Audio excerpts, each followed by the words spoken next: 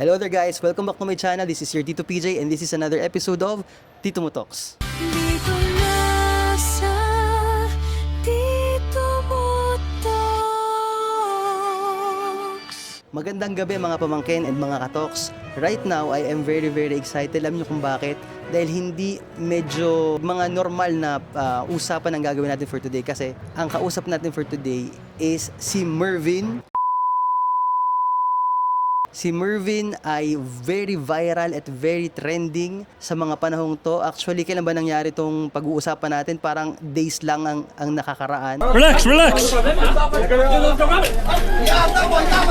And without further ado, kausapin na natin kasi alam ko madami tayong gustong malaman tungkol sa kanya. Welcome to the show, Mervin. Ay, salamat po sa pagpapaunlak sa akin. Di ako sanay, baka kung anong masagot ko, bahala na. Hindi, para lang tayo nagkikwentuhan, Mervin. Oo, sige po.